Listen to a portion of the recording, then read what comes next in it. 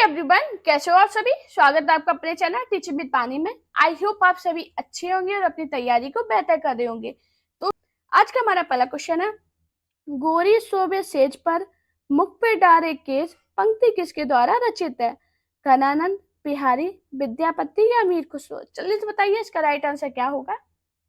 हाँ जी दोस्तों, गोरी सोबे सेज पर मुख पे डारे केस पंक्ति किसके द्वारा रचित है? दोस्तों, आप अगर डीटी प्लस बी के अलावा भी आप नेट की या किसी भी स्टेट के टीजीटी पीजीटी की या पीपीएससी की तैयारी कर रहे हो, उसके लिए भी आपके लिए क्लास इंपॉर्टेंट है, तो क्लास को पूरा जरूर देखना। इसका आंसर बताइए। कोरी सोवे सेज पर मुख पे डारे केस पंक्ति किसके द्वारा रचित है? गणानंद, बिहारी, विद्यापति या अमीर खुसरो? दोस्तों, आपको याद रखना, गोरी सोबे सेज पे मुख पे डारे केस, ये जो पंक्ति है किसके द्वारा रचित है? अमीर खुसरो के द्वारा। तो इसका राइट आंसर क्या होगा? Option D. अब ये इन्होंने पंक्ति कब रची थी ये बताइए मुझे, बताइए। तो दोस्तों, आपको याद रखना, ये बहुत बार पूछा भी गया है कि अमीर खुसरो ने ये पंक्ति किस घटना पे रची थी या किस वजह से रची थी। तो आपको याद रखना, इनके जो गुरु थे निजामुद्दीन औलिया, इनकी जब मृत्यु पर लिखी थी इन्होंने। इनके गुरु का नाम क्या था? मैंने काफी बार आपको बताया भी है, क्या नाम था? निजामुद्दीन। क्या नाम था? पूरा नाम बताइए। अभी हाल मैंने आपको बताया, क्या बोला मैंने? निजामुद्दीन औलिया। इनके जो गुरु थे, इनकी मृत्यु पर अमीर खुसरो ने ये पंक्ति रची थी। आपको याद रखना, ये बहुत बार पूछा गया है। मैंने क्या बताया? गोरी सोबे सेज पर मुख पे डारे केस, ये पंक्ति किसके द्वारा रचित है? अमीर खुसरो के द्वारा।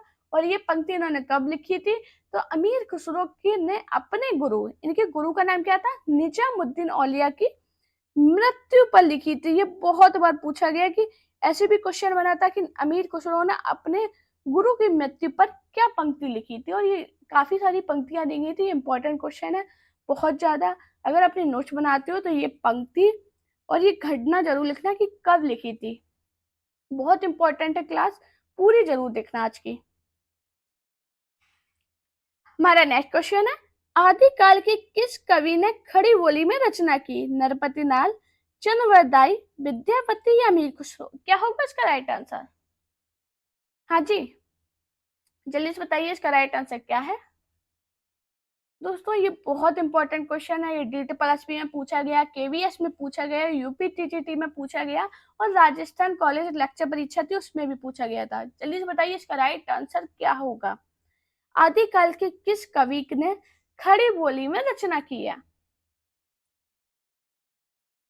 तो दोस्तों, आपको याद रखना, अमीर खुसरो आदिकाल के एकमात्र कवि हैं जिन्होंने खड़ी बोली में रचना की है। तो इसका राइट आंसर क्या होगा? Option D. मैंने क्या क्या बताया? अमीर खुसरो आदिकाल के एकमात्र कवि हैं जिन्होंने खड़ी बोली में रचना की है। अब इस से एक क्वेश्चन भी बन सकता, आदिकाल के वो कौन से कवि हैं जिन्होंने खड़ी बोली में रचना की? तो आपको याद रखना कौन थे? अमीर खुसरो। हमारा नेक्स्ट क्वेश्चन है, विद्यापति किसके दरबारी कवि थे? श्री सिंह, जय सिंह, कीर्ति सिंह या माधो सिंह? जल्दी से बताइए इसका राइट आंसर क्या होगा। हाँ जी, विद्यापति किसके दरबारी कवि थे? तो दोस्तों, आपको याद रखना, विद्यापति कीर्ति सिंह के दरबारी कवि थे। इसका राइट आंसर क्या होगा? ऑप्शन सी। कीर्ति सिंह के अलावा भी अगर आपको राजा शिव सिंह दिया जाए, क्या दिया जाए? राजा शिव सिंह, यह भी पूछा जा सकता है कि राजा शिव सिंह, तभी आपको यही याद रखना कि विद्यापति इनके दरबारी कवि थे। और ये कहाँ के थे? तिरहुत के राजा। तिरहुत। मैंने क्या बताया? विद्यापति तिरहुत के राजा शिव सिंह और कीर्ति सिंह के दरबारी कवि थे। तो आपको क्या, इसका राइट आंसर क्या होगा? Option C. इधर क्या दिया था? कीर्ति सिंह। अगर शिव सिंह भी दिया जाता तो भी आपका आंसर शिव सिंह होता, क्योंकि विद्यापति थे वो तिरहुत के राजा शिव सिंह और कीर्ति सिंह के दरबारी कवि थे। ये बहुत इंपॉर्टेंट क्वेश्चन है, बहुत बार ये पेपर में पूछा गया। दोस्तों आप सभी लोग प्लीज अपना स्कोर जरूर बताना मुझे कमेंट में कि आपका स्कोर क्या रहता है। हमारे आज के 20 क्वेश्चन है, 20 क्वेश्चन में सभी लोग अपना स्कोर बताओगे कि आपका स्कोर क्या रहा है। और ये भी बताना कि क्लास आपको कैसी लगी और आपको किस टॉपिक पे दिक्कत हो रही। वैसे तो मैं आपको पूरी क्लास कराऊंगी, आपको सारे एक एक टॉपिक में क्लियर कराऊंगी, एक एक टॉपिक से जितने भी पीवाईक्यू बने हैं वो कराऊंगी, और साथ में आपको डिटेल क्लास कराएंगे, वो मैराथन के रूप में कराएंगे। बिल्कुल टेंशन नहीं लेना, आपकी तैयारी हम बहुत अच्छे से कराएंगे, बस आप डेली क्लास जरूर देखना। और अपने दोस्तों के साथ डेली शेयर करनी है, सभी को शेयर करनी। अपने व्हाट्सएप पे इंस्टा पे स्टोरी लगाइए कि मैम ने क्लास स्टार्ट कर दी है। हमारा नेक्स्ट क्वेश्चन है, कौन सिद्धों और नाथों की सूची में उभयनिष्ठ है? सौर्यपाद, मत्स्येंद्रनाथ, चरपरीनाथ या कनप्पा? चलिए बताइए इसका आंसर क्या होगा। हाँ जी दोस्तों, क्या होगा इसका राइट आंसर? कौन सिद्धों और नाथों की सूची से उभयनिष्ठ है? बताइए। हाँ जी, क्या होगा इसका राइट आंसर? तो दोस्तों आपको याद रखना, जो सौर्यपाद है ये सिद्धों और नाथों की सूची से उभयनिष्ठ है। तो इसका राइट आंसर क्या होगा? Option A. कहीं कि आपको सरहप्पा भी लिखा मिलेगा, तो ये आपको यही रखना है। ये क्या है? सरहप्पा को हिंदी का प्रथम कवि माना जाता है। ये बहुत बार क्वेश्चन बना है कि हिंदी का प्रथम कवि किसे माना जाता है। मैंने क्या बताया? हिंदी का प्रथम कवि किसे माना जाता है? प्रथम कवि किसे माना जाता है? आपको याद रखना, ये बहुत बार पूछा गया इंपॉर्टेंट पॉइंट है। कवि, हिंदी का प्रथम कवि माना जाता है, किसे माना जाता है? जल्दी से बताइए। अभी हाल मैंने बताया किसे माना जाता है? सरहप्पा को। बहुत बार पेपर में क्वेश्चन बनता है ये, हिंदी का प्रथम कवि कौन है? तो कौन है? सरहप्पा। इधर क्वेश्चन क्या था? कौन सिद्धों और नाथों की सूची से उभयनिष्ठ है? तो वो कौन थे? सरहप्पा। हमारा नेक्स्ट क्वेश्चन है, आलाखंड नाम से प्रसिद्ध रचना कौन सी है? खुमान रासो, परमान रासो, बीसल देव रासो या हमीर रासो? जल्दी से बताइए इसका राइट आंसर क्या होगा। आलाखंड नाम से प्रसिद्ध रचना कौन सी है? हाँ जी, क्या होगा इसका राइट आंसर? सभी लोग कमेंट जरूर किया कीजिए। आप लोग कमेंट नहीं करते हो कि आपका स्कोर क्या रहा। आप सब कमेंट करते हो, बहुत तारीफें भी करते हो, बस ये कमेंट नहीं करते आपका स्कोर कितना जाता। सभी का मुझे देखना है। जो लोग डेली क्लास देखते हैं उनके तो ऊपर तो स्पेशल मेरा ध्यान है, वो जरूर कमेंट करेंगे कि उनका स्कोर क्या रहा है। आलाखंड नाम से प्रसिद्ध रचना कौन सी है? तो दोस्तों आपको याद रखना, आलाखंड नाम से प्रसिद्ध रचना कौन सी है? परमाल रासो। इसका राइट आंसर क्या होगा? Option B. परमाल रासो के लेखक कौन है? जल्दी से बताइए। तो दोस्तों आपको याद है, परमाल रासो है, उसके लेखक कौन है? जल्दी से बताइए। जगनिक। कौन है? जगनिक है। इसमें क्या है?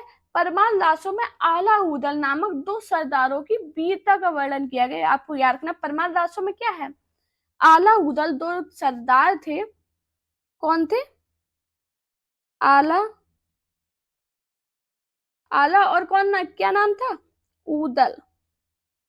आला उदल नामक दो सरदारों की वीरता का वर्णन किया गया। आपको याद रखना है मैंने क्या बताया।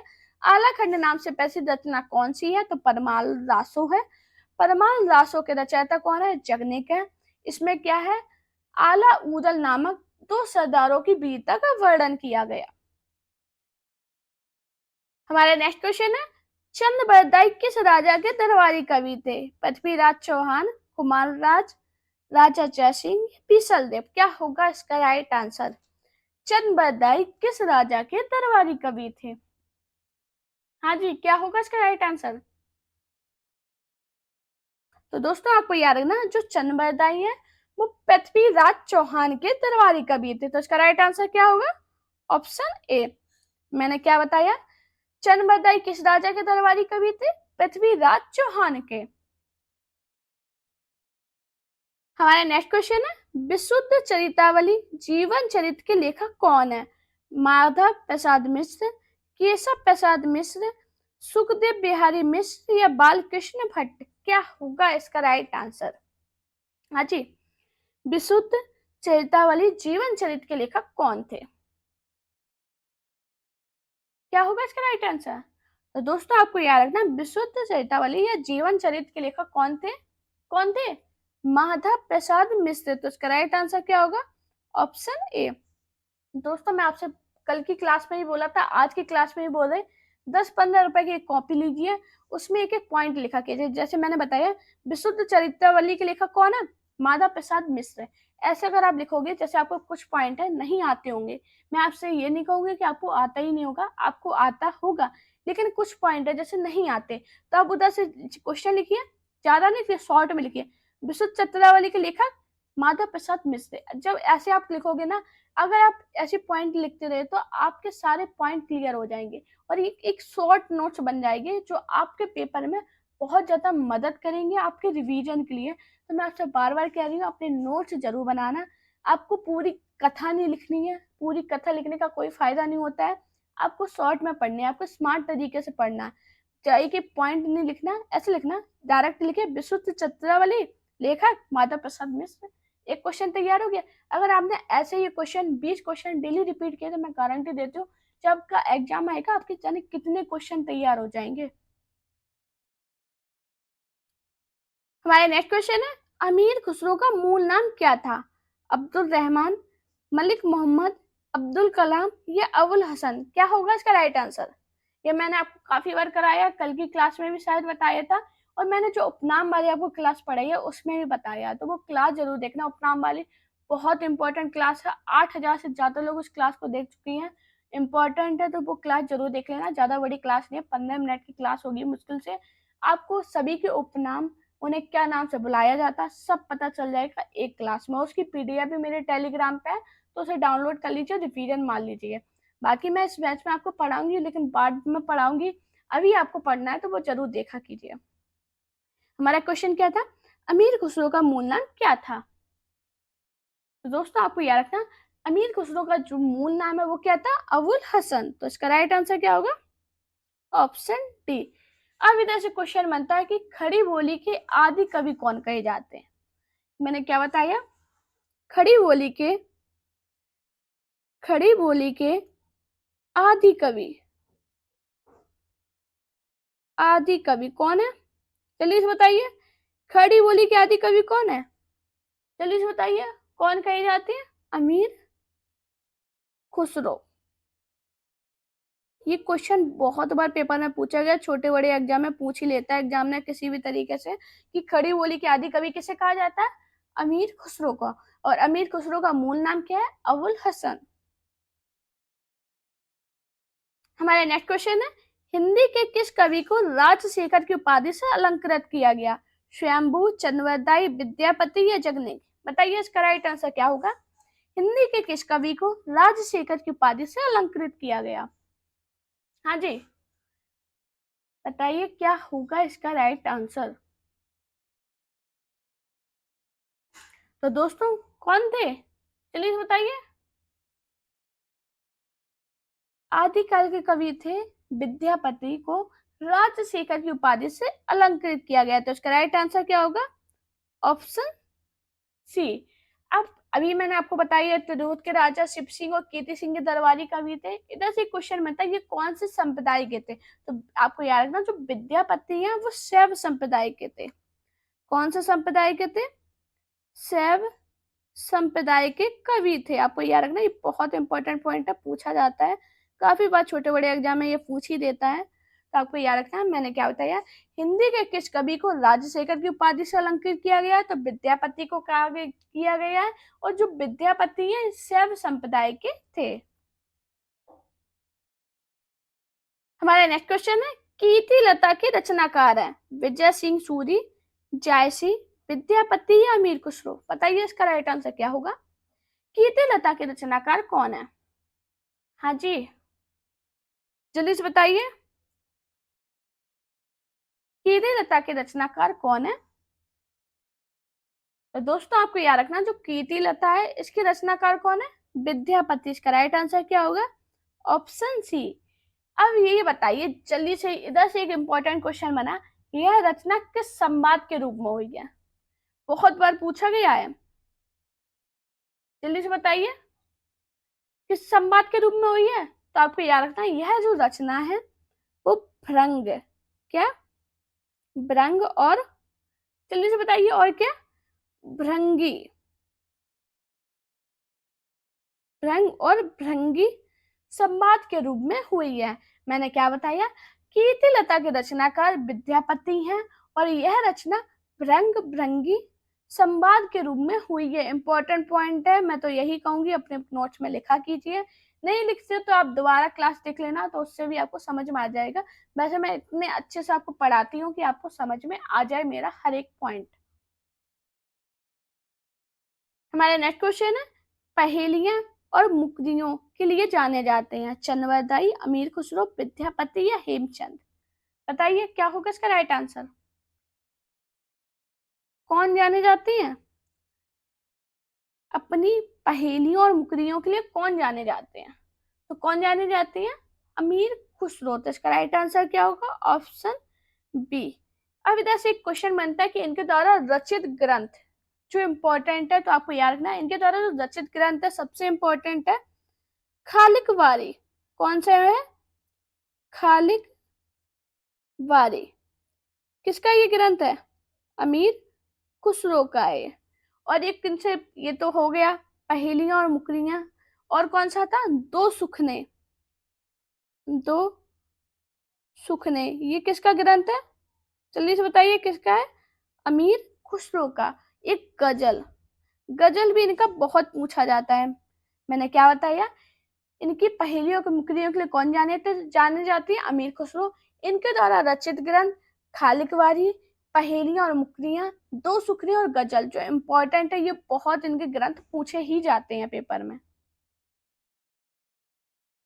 हमारा नेक्स्ट क्वेश्चन है, आदिकाल के साहित्य में उपेक्षिता रहा है सामाजिक चेतना, धार्मिक चेतना, आस्वादाता प्रशंसा या राष्ट्रीय चेतना। बताइए इसका राइट आंसर क्या होगा। हाँ जी, आदिकाल के साहित्य में उपेक्षिता रहा है, कौन रहा है, राष्ट्रीय चेतना। इसका राइट आंसर क्या होगा, ऑप्शन डी।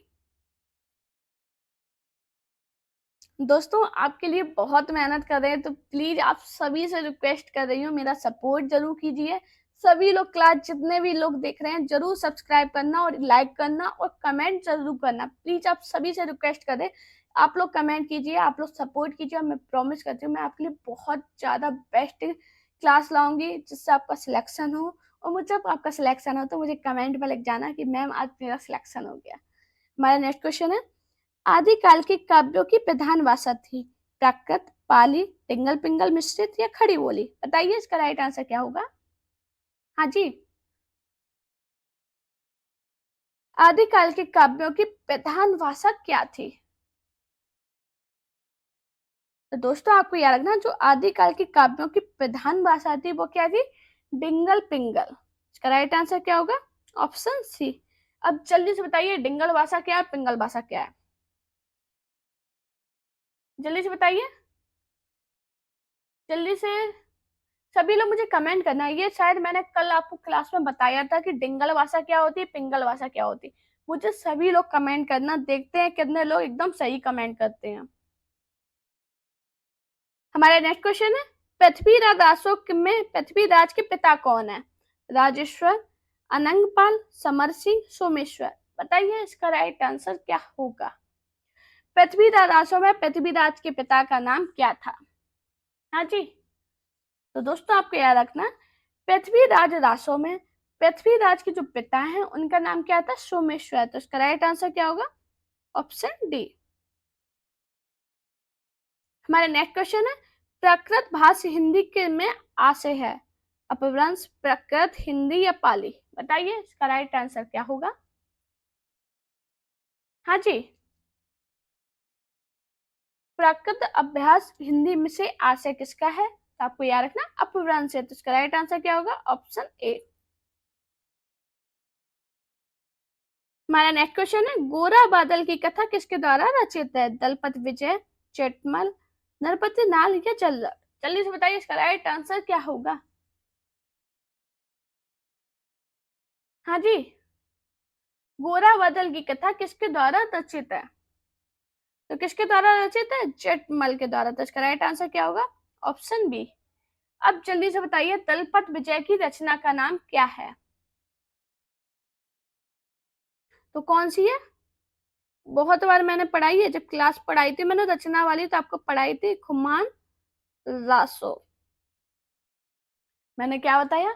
दलपत विजय की रचना खुमान रासो 9वीं सदी की है। कौन सी सदी की है? 9वीं। ये आपको याद रखना पॉइंट, ये पेपर में छोटे छोटे पॉइंट बन सकते हैं।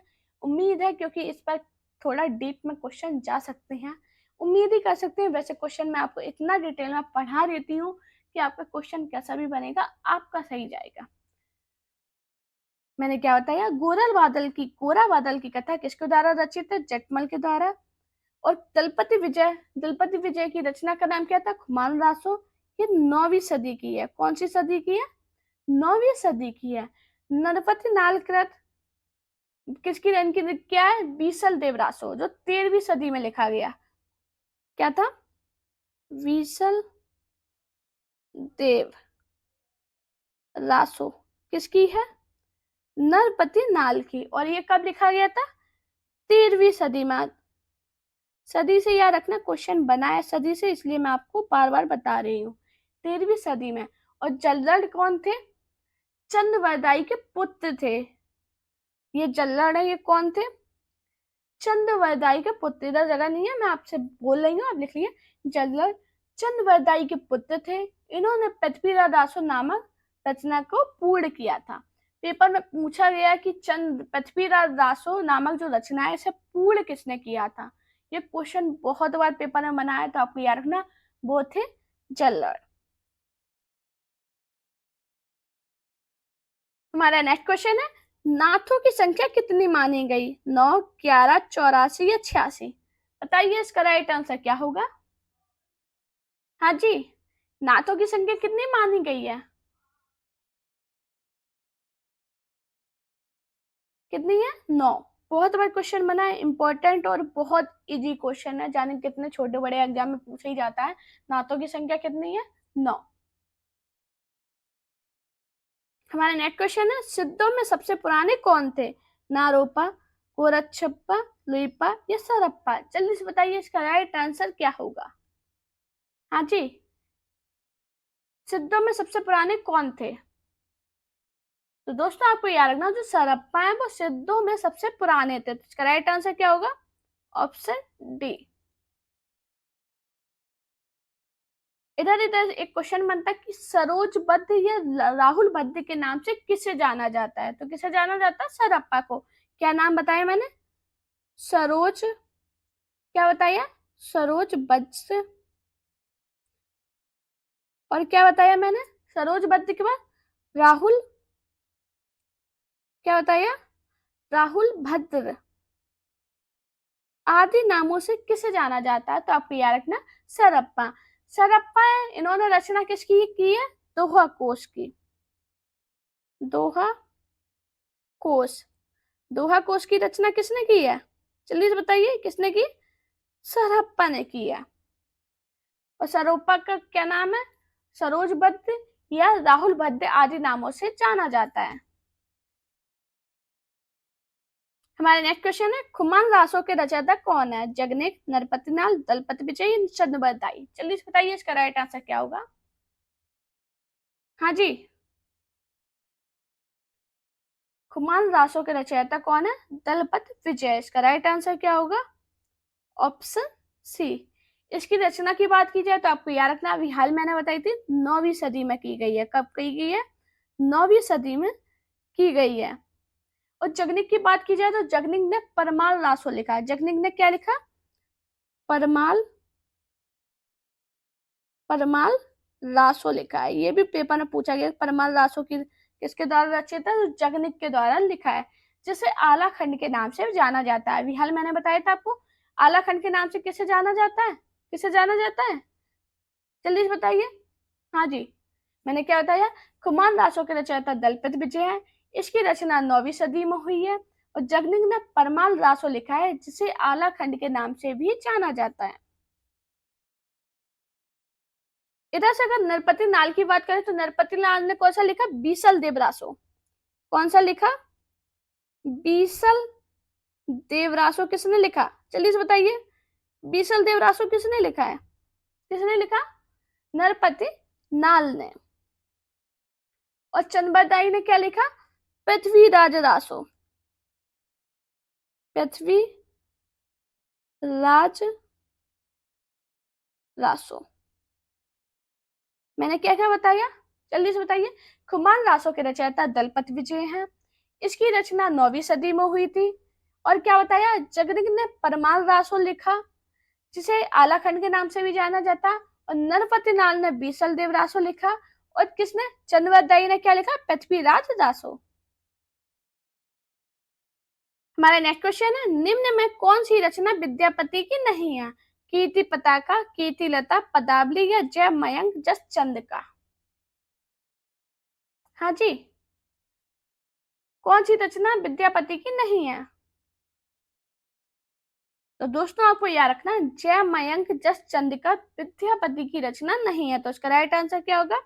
Option D. अब ये विद्यापति की नहीं है तो किसी की तो होगी। तो आपको याद रखना, यह किसकी है? मधुकर भट्ट की रचना है। किसकी है? मधुकर किसकी है? भट्ट की रचना है। जय मयंक जस चंद्रिका रचना किसकी है? मधुकर भट्ट की है। बाकी कीर्ति लता, कीर्ति पताका और पदावली ये विद्यापति की रचनाएं हैं। विद्यापति ने अपना कौन सा ग्रंथ मैथिली भाषा में लिखा? पदावली, कीर्ति लता, गंगा वाक्यावली या मणिमंजरी? जल्दी से बताइए इसका राइट आंसर क्या होगा। हाँ जी, ये सभी क्वेश्चन आपके जितने भी है DSSP में पूछे गए हैं। तो जल्दी से मुझे सभी लोग इसका आंसर बताइए। विद्यापति ने अपना कौन सा ग्रंथ मैथिली भाषा में लिखा था? तो दोस्तों आपको याद रखना, विद्यापति ने पदावली की रचना मैथिली भाषा में की थी। तो इसका राइट आंसर क्या होगा? Option A. अब इधर से क्वेश्चन बनता है कि विद्यापति का जन्म कब हुआ था? तो जल्दी बताइए कब हुआ था। आपको याद रखना, विद्यापति का जन्म 1350 में हुआ था। कब हुआ था? 1350 ईस्वी में विद्यापति का जन्म हुआ था। ये शैव संप्रदाय के कवि थे। कौन से संप्रदाय के कवि थे? तो आपको याद रखना, ये शैव संप्रदाय के कवि थे। बहुत बार पेपर में पूछा गया कि विद्यापति कौन से संप्रदाय के कवि थे। तो आपको याद रखना, ये शैव संप्रदाय के कवि थे। ये तिरहुत के राजा शिव सिंह और कीर्ति सिंह के दरबारी कवि थे। तो आपको याद रखना, मैंने क्या बताया, ये तिरहुत के राजा शिव सिंह और कीर्ति सिंह के दरबारी कवि थे। इन्होंने संस्कृत, अवहट तथा मैथिली भाषा में रचनाएं की हैं। कौन कौन सी भाषा में की है? जल्दी से बताइए। संस्कृत, और कौन सी? अवहट, और कौन सी की है? मैथिली भाषा में रचनाएं की है। बहुत बार पेपर में पूछा गया, ये क्वेश्चन बना है, मोस्ट इंपॉर्टेंट पॉइंट है। बहुत बार पेपर में पूछा गया कि विद्यापति ने कौन कौन सी भाषा में रचना की है। तो आपको याद रखना, संस्कृत, अवहट और मैथिली भाषा में रचना की है।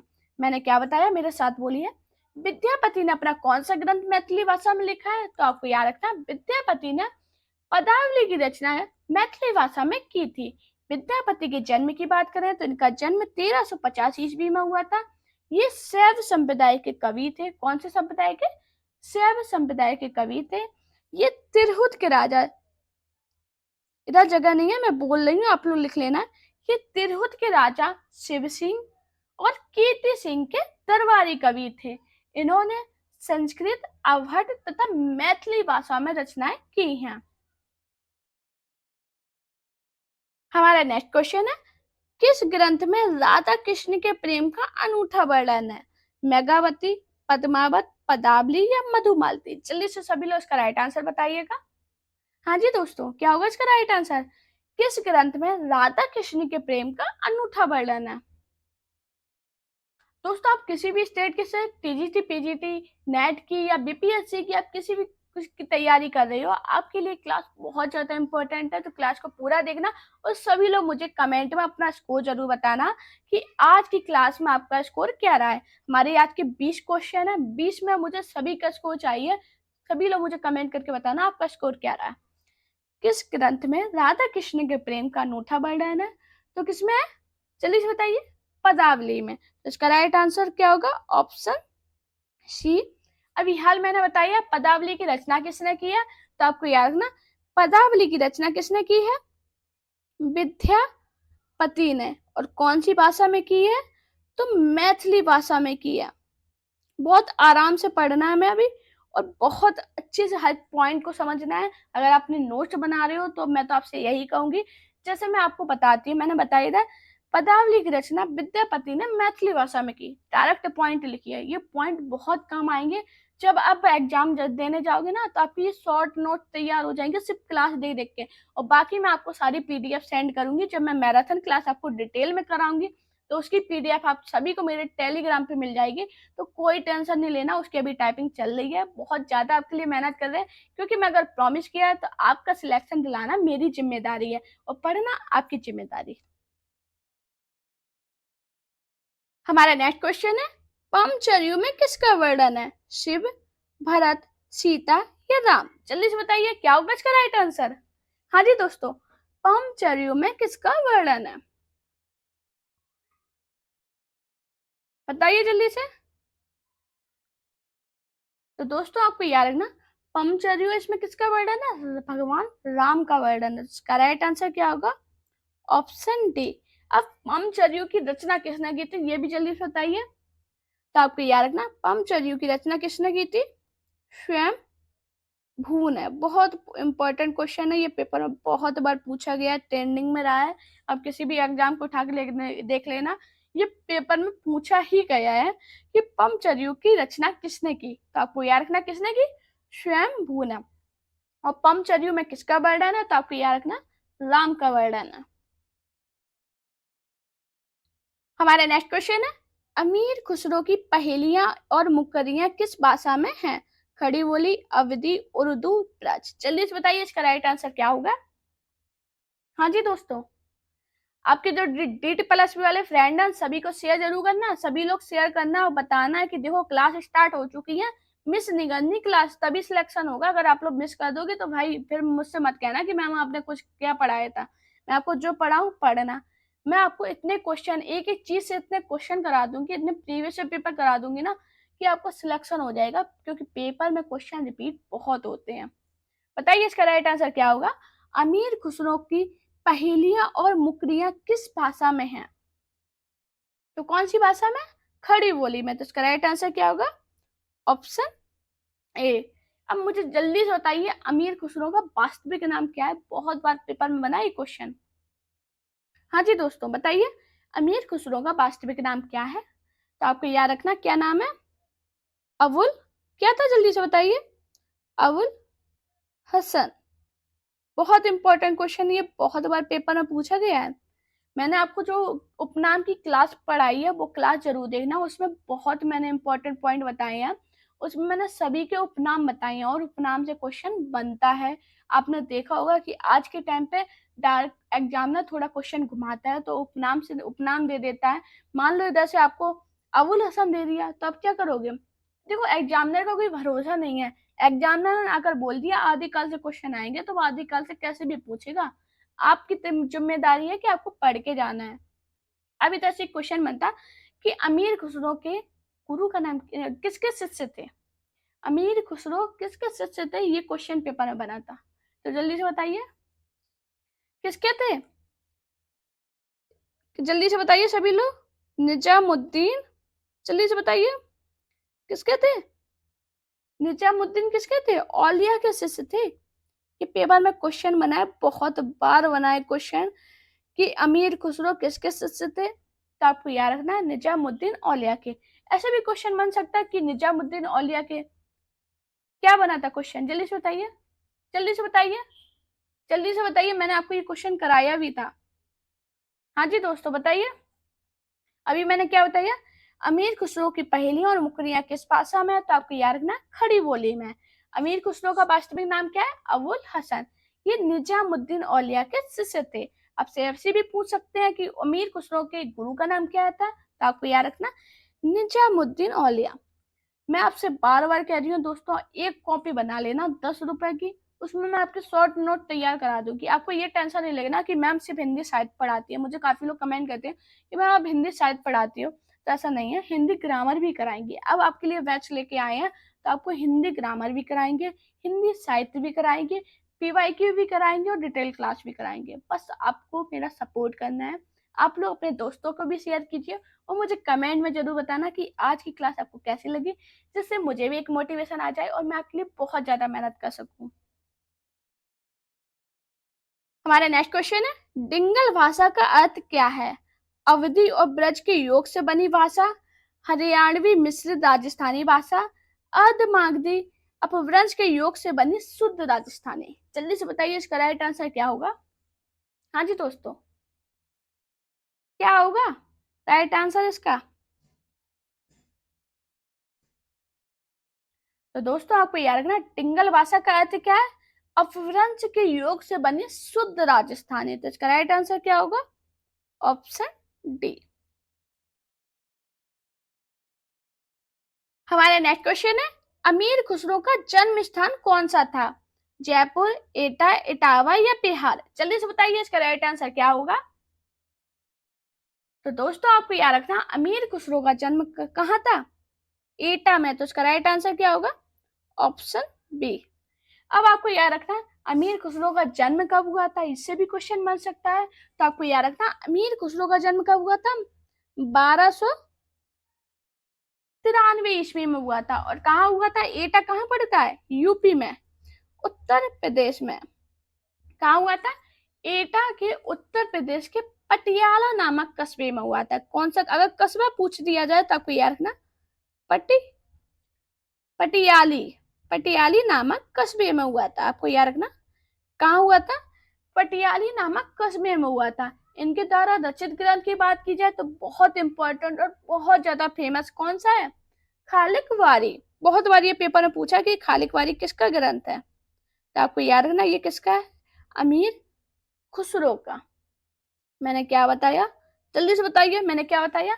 अमीर खुसरो का जन्म स्थान कौन सा है? तो आपको याद रखना, अमीर खुसरो का जन्म 1253 ईस्वी में एटा उत्तर प्रदेश के पटियाली नामक कस्बे में हुआ था। इनके द्वारा रचित ग्रंथ की बात की जाए तो सबसे ज्यादा फेमस खालिक वारी। बहुत बार ये पेपर में पूछा गया, मोस्ट मोस्ट इंपॉर्टेंट क्वेश्चन है ये। बहुत बार इनका ग्रंथ से क्वेश्चन बना। अगर कस्बे से बन जाए, मान लीजिए एटा ना देके एटा पटियाली और एटा करके कुछ और एटा के कस्बे दे दिया जाए, तो आपको याद रखना एटा के पटियाली कस्बे में हुआ था। हमारा नेक्स्ट क्वेश्चन है, शुक्ल जी के अनुसार हमीर रासों के रचनाकार कौन है? रूपचंद, जज्वल, विद्याधर या सारंगधर? जल्दी से बताइए इसका राइट आंसर क्या होगा। हाँ जी दोस्तों, क्या होगा इसका राइट आंसर? जल्दी से मुझे बताइए सभी लोग।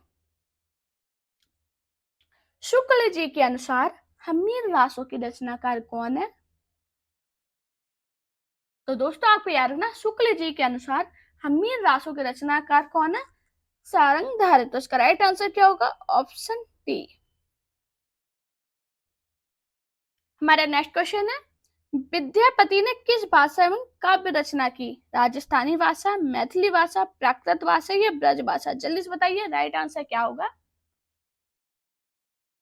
हाँ जी, अभी हाल मैंने इनकी भाषाओं से आपको बताया था, देखो बताया था और इधर क्वेश्चन बन गया। और ये DSSB में पूछा गया, मेल में भी पूछा गया था। तो जल्दी से बताइए क्या होगा इसका राइट आंसर। ये क्या होगा? विद्यापति ने किस भाषा में काव्य रचना की है? तो आपको याद रखना, विद्यापति ने तो 3 भाषाओं में काव्य की रचना की। 3 भाषा विहाल मैंने कौन सी बताई थी आपको? पहली बताई थी संस्कृत, और कौन सी बताई थी? अवहट्ट, और कौन सी बताई थी? अवहट्ट के बाद कौन सी बताई थी? मैथिली बताई थी विहाल। तो देखो इधर पे कौन सी भाषा में की है? राजस्थानी भाषा है नहीं, प्राकृत भाषा है नहीं, ब्रज भाषा भी नहीं, मैथिली भाषा है। तो इसका राइट आंसर क्या होगा? Option B. मैंने क्या बताया? विद्यापति ने 3 भाषाओं में काव्य की रचना की है। और 3 भाषाओं की बात वो कौन कौन सी है? संस्कृत, अवहट्ट और मैथिली। हमारा नेक्स्ट क्वेश्चन है, अमीर खुसरो ने हिंदी के लिए कौन सा शब्द प्रयुक्त किया? संस्कृत, रेखता, हिंदवी, हिंदुस्तानी? चलिए बताइए क्या होगा इसका राइट आंसर। हाँ जी, अमीर खुसरो ने हिंदी के लिए कौन सा शब्द प्रयोग किया है? तो दोस्तों आपको याद रखना, जो अमीर खुसरो है इन्होंने हिंदी के लिए हिंदवी शब्द का प्रयोग किया। तो इसका राइट आंसर क्या होगा? ऑप्शन सी, अभी हाल मैंने बताया अमीर खुसरो किसके शिष्य थे, तो आपको याद रखना निजामुद्दीन औलिया के। अब इनसे एक इम्पोर्टेंट मोस्ट इम्पोर्टेंट क्वेश्चन कि खुसरो को खड़ी बोली का प्रथम कवि माना जाता है। मैंने क्या बताया, अमीर खुसरो को खड़ी बोली का, किसका, खड़ी बोली का प्रथम कवि माना जाता है। आपको याद रखना ये पॉइंट पेपर में बहुत बार बना है,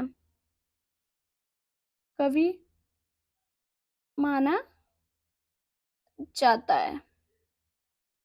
मैंने क्या बताया, अमीर खुसरो के लिए हिंदी का कौन सा शब्द प्रयुक्त किया गया, तो हिंदवी शब्द का प्रयुक्त किया गया। इन्हें अब खुसरो को क्या माना जाता है, खड़ी बोली का प्रथम कवि माना जाता है। अगर इनके गुरु की बात करें तो अभी हाल मैंने आपको बताया था इनके गुरु कौन थे, निजामुद्दीन औलिया के ये शिष्य थे।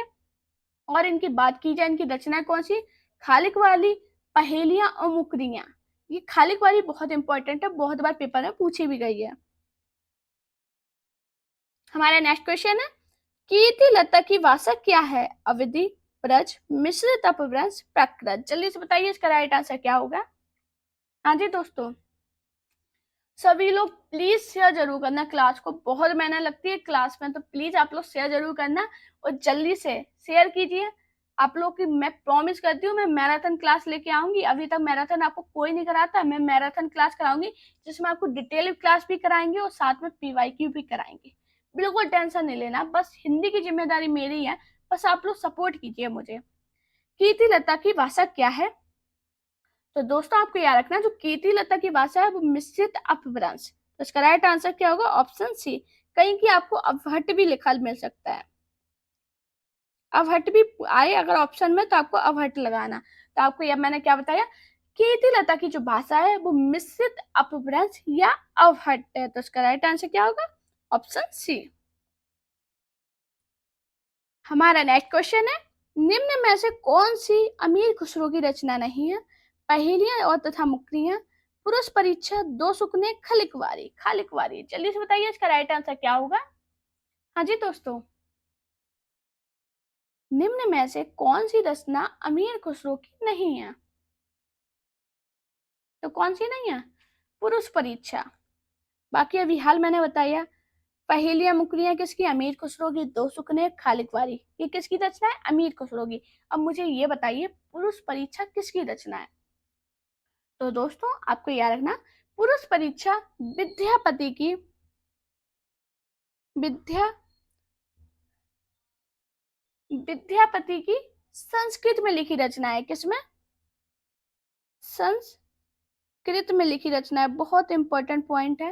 मैंने क्या बताया पुरुष परीक्षा विद्यापति की संस्कृत में लिखी रचना है, जबकि पहेलियां और मुकरियां, दो सुकने और खालिकवारी ये अमीर खुसरो की रचनाएं हैं। तो इसका राइट आंसर क्या होगा, ऑप्शन बी। हमारा नेक्स्ट क्वेश्चन है, निम्नलिखित में से कौन सा निर्गुण भक्ति धारा का नहीं है, रैदास, नानक, कबीर या विद्यापति। बताइए क्या होगा इसका राइट आंसर। हाँ जी, काफी क्वेश्चन तो आपको रिपीट मिलेंगे क्योंकि ये क्वेश्चन मैंने आपको कराई हुई है, कुछ आपको नए भी मिलेंगे। मैं प्रॉमिस करती हूँ आधी क्लास से जितने भी क्वेश्चन बनते हैं इसके 2-3 पार्ट में मैं सारे क्वेश्चन आपको करा दूंगी TTSSB के। बताइए इसका राइट आंसर क्या होगा, निम्नलिखित में कौन निर्गुण भक्ति धारा का नहीं है, तो कौन नहीं है दोस्तों, आपको याद रखना रैदास, नानक और कौन, कबीर। ये कौन सी धारा के हैं, निर्गुण भक्ति धारा के कवि हैं, ठीक है। जबकि विद्यापति हैं वो आदिकालीन भक्त और श्रृंगारी कवि हैं। तो कौन है ये, इसका राइट आंसर क्या होगा, ऑप्शन डी। विद्यापति कौन है, आपको याद रखना जो विद्यापति ने वो आदिकालीन भक्त और श्रृंगारी कवि हैं। श्रृंगारी कवि से क्वेश्चन बना है कि श्रृंगारी कवि कौन है, तो आपको याद रखना वो कौन है, विद्यापति। जबकि अगर रैदास, नानक, कबीर की बात की जाए तो ये निर्गुण भक्ति धारा के कवि हैं। तो इसका राइट आंसर क्या होगा, ऑप्शन डी।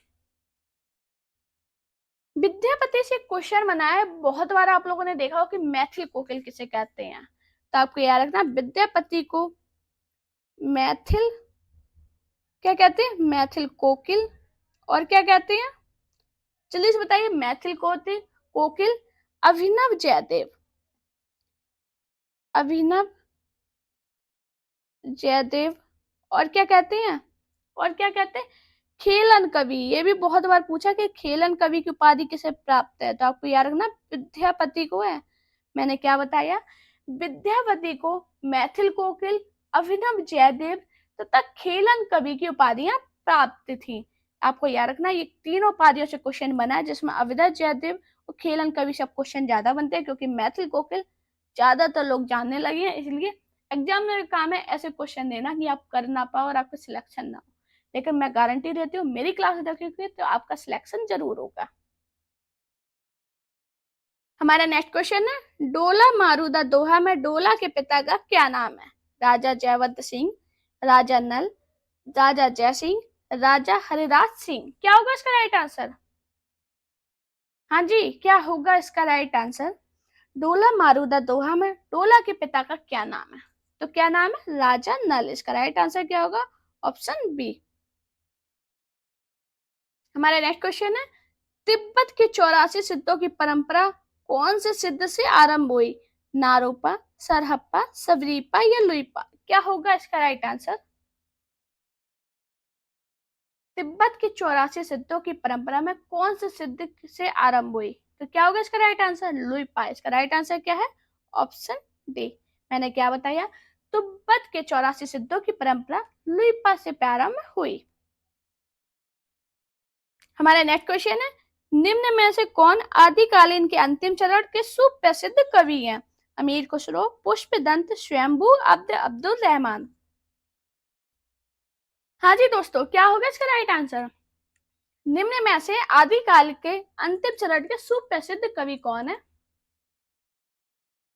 तो दोस्तों आपको याद रखना, अमीर खुसरो आदिकाल के अंतिम चरण के सुप्रसिद्ध कवि हैं। तो इसका राइट आंसर क्या होगा?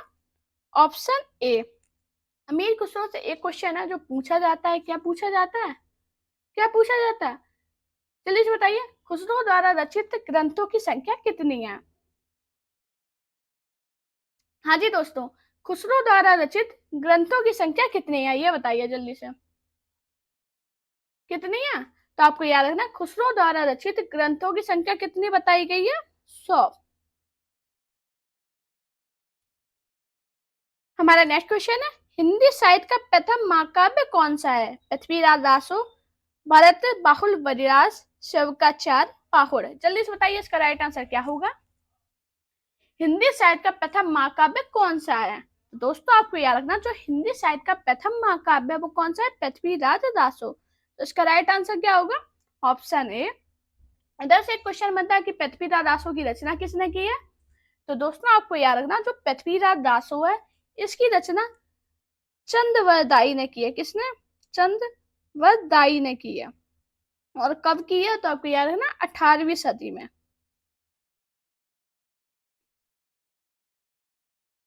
मैंने क्या बताया, हिंदी साहित्य का प्रथम महाकाव्य कौन सा है? तो आपको याद रखना वो है पृथ्वीराज दासो। पृथ्वीराज दासो की रचना चंद्रवरदाई ने 18वीं सदी में की है। हमारा नेक्स्ट क्वेश्चन है, राहुल साकेत्यान ने हिंदी का पहला कवि किसे माना? चंद्रवरदाई, पुष्पदंत, स्वयंभू या सरपाद। जल्दी से बताइए इसका राइट आंसर क्या होगा? हाँ जी, राहुल साकेत्यान ने हिंदी का पहला कवि किसे माना है? तो किसे माना है? सरपाद को। तो इसका राइट आंसर क्या होगा? Option D. हमारा नेक्स्ट क्वेश्चन है, पृथ्वीराज दासों की भाषा क्या है? डिंगल, अपभ्रंश, पिंगल या अवधि। हाँ जी बताइए इसका राइट आंसर क्या होगा?